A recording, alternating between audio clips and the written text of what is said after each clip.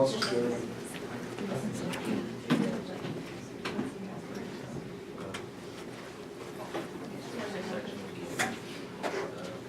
Hey Jonathan, if this red button is on, does that mean it's recording? I assume so. Yep. That's good? I'm good? Okay. Yeah, if that red light's flashing, then you're good. Alrighty. That's awesome. It's actually not flashing, but it's just on. But the little time clock is... Don't work.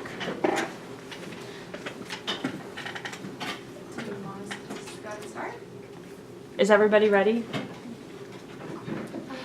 Okie dokie. Do we need to take notes during this or anything? Take notes, yeah. Go. Go. Okay, so we're going to present first, and these are our ideas and proposals for the Fast Break Networking event that we're going to be holding in the spring. First we'll talk about people that we want to invite. So we're talking about like Ray Malaluga, Dana Leon, Patrick Montag, Trisha Mackey, for the faculty, Joe Cobbs, Richard Nichols, and Gary DeJesus. And we have a couple personal connections with, Ray Malaluga, and we got an intern for the game day communications. So we got a little insight to maybe invite them, so we can have a little diverse group of people coming in. And then as for our target audience, we're definitely going to be targeting towards NKU juniors and seniors because those are people that are going to be primarily looking for internships, looking for jobs when they graduate.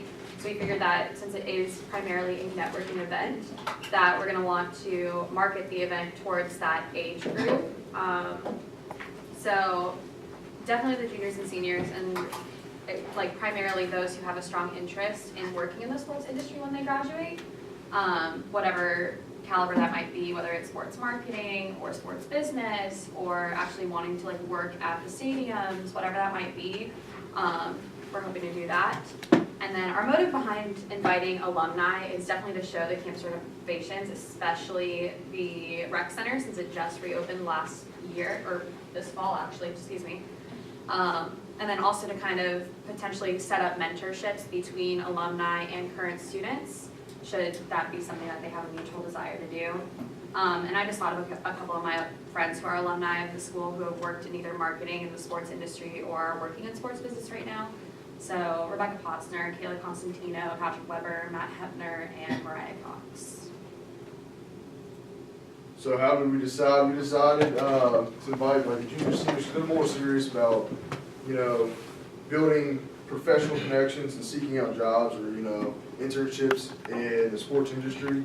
So we were freshmen and sophomore, you're still kind of, I guess, confused of what you want to do. And, we have the diverse invite list of students, alum, professionals, and NKU faculty, so they can network and maybe build a connection for a job later after they graduate. So we're going off of that. We decided for the maximum number of attendees based on the location that we decided, which is the rec center, and we kind of were looking at like where in the rec center would be a place to hold it. We were thinking kind of like the back area by the glass doors, kind of adjacent to the pool area, because it's not usually too busy and it's pretty easy to rope off. Instead of like the actual like weight area or like the track where it's usually more crowded and there's more congestion with the students who are working out. So we decided that the max number of attendees would be 125 guests and then 25 complimentary tickets, bringing our total to 150. So how will we approach them? Students, we have our student email, so we send out a mass email to juniors and seniors in the sports business industry, sports marketing, or sports business, there we go, degree. Alumni and faculty, we have a cool thing called eBrite. Actually, it's not just us, anyone can use it. And for professionals, we'll contact the appropriate personnel to, book them, so like the Ray Malalugas and stuff like that. As for the different event elements needed, we definitely wanted to look at the invitation more and kind of design a new event flyer that's a little bit more eye-catching. as students, we're constantly walking through the halls. We're not really like scanning the posters. We're just trying to get to and from class. So we're hoping that by having like a dynamic poster or invitation that really catches your eye, it'll make them stop for a second and kind of look at it rather than just like glance at it and walk by.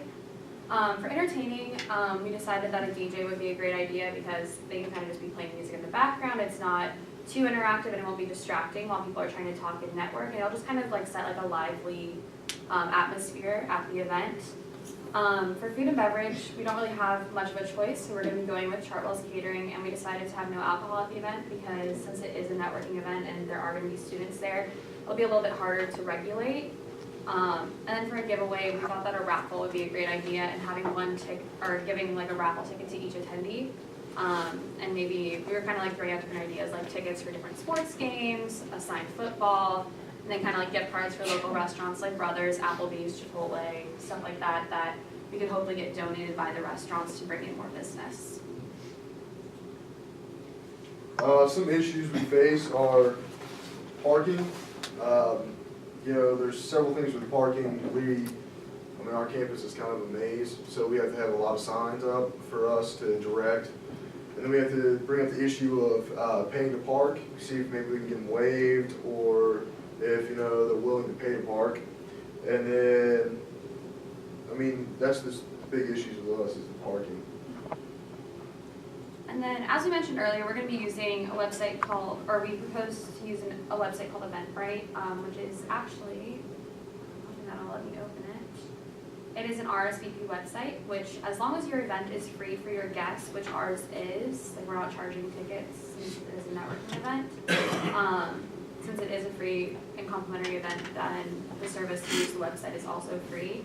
It allows a secure way for your guests to RSVP. You send it out to their email and it sends them updates on the event, so if anything changes, it's not like a bunch of emails coming from you to the guests, it's just coming from Eventbrite, and it'll like notify them that there were changes made without being overly annoying with a bunch of updates.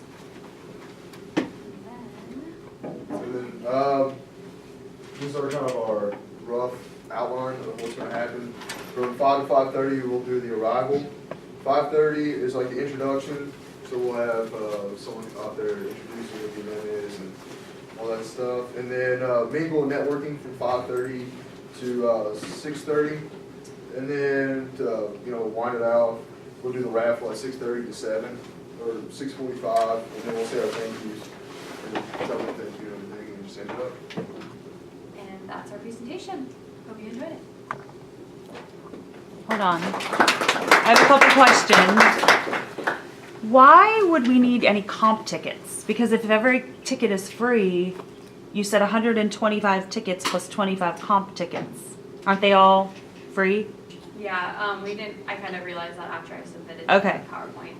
Yeah. Okay. I kind of think we were thinking along the lines too of like 125 students, then maybe have like the 25 for like the different people that we're bringing in. I just so phrased far it as like weirdly. So you're saying 125 students plus 25 professional yeah. folks? Yeah, Yes. that's kind of like, I just phrased it wrong, I'm sorry. Okay, that's okay. I just want to make sure I got that. And then this Eventbrite, there's no stipulations. You don't have to. As long as you aren't charging for the event for your attendees to be at the event, it's a free service to use. And it's not confusing. No, like I what was, it. Okay. my mother is actually the recommended, she's an administrative professional for the CEO of her company, so she plans a lot of like retreats and stuff like that. And she said that she uses it all the time and that it's hassle-free, it's ridiculously user-friendly. Like she was like, even a computer illiterate person could understand it. So I heard.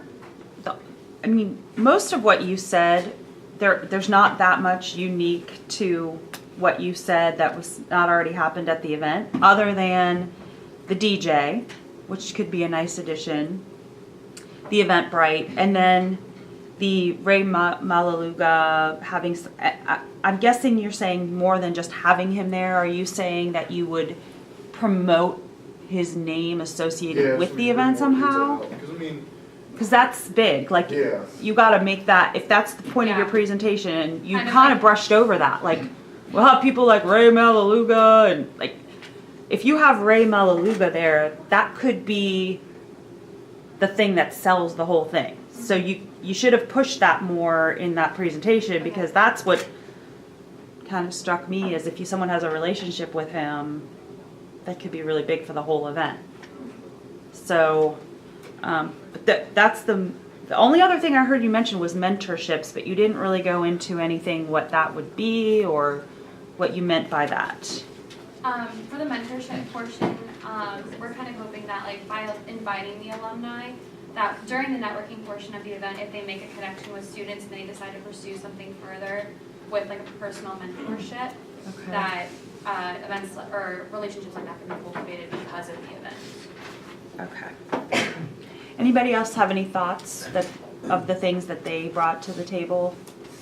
Anything stand out? Because I don't want this just to be me, guys. Like, you guys have all developed your own stuff, so please talk. Good question. How are you guys gonna stay under budget, or what did you guys think about that?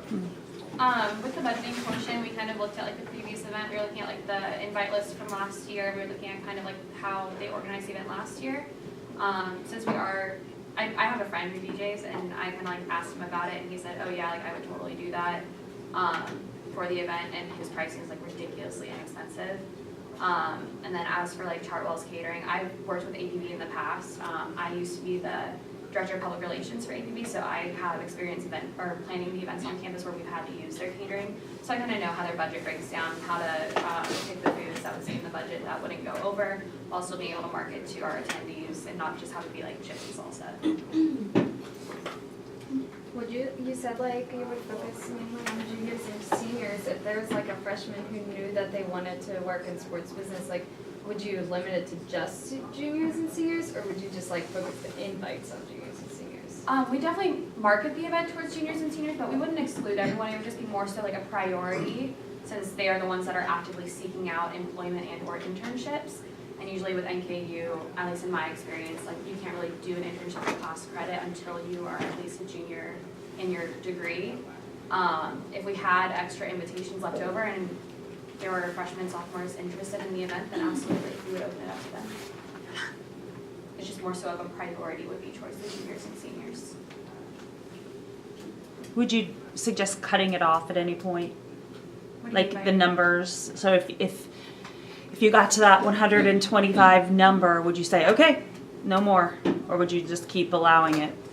It depends how much interest there would be, kind of gauging the interest, and if there are like, if it's within like 5 or 10 over, or maybe 15, then it could be a little bit more flexible. We can kind of rearrange the budget a little bit, maybe like look at the food and decorum options and stuff like that, and see if we can consolidate there to allow more attendees.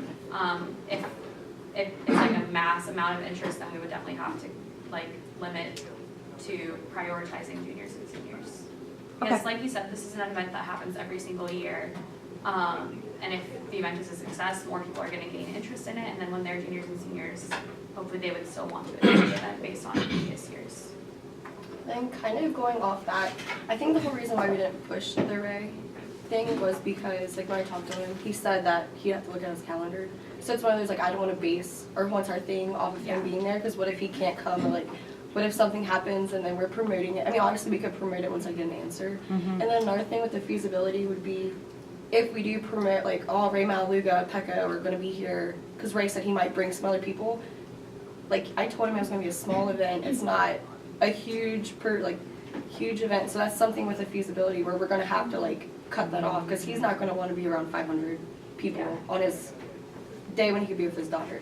So it's one of those, like, how do you balance having a famous person from Cincinnati, a well-known person, but having it be closed so it's still like personable enough, but not Got it. an entourage of We just didn't want to make groupies the whole kind of. presentation about it since we don't have a definitive I answer gotcha. on that. Yeah. We wanted to mention it, so it's like, it could be a potential Okay, great. option.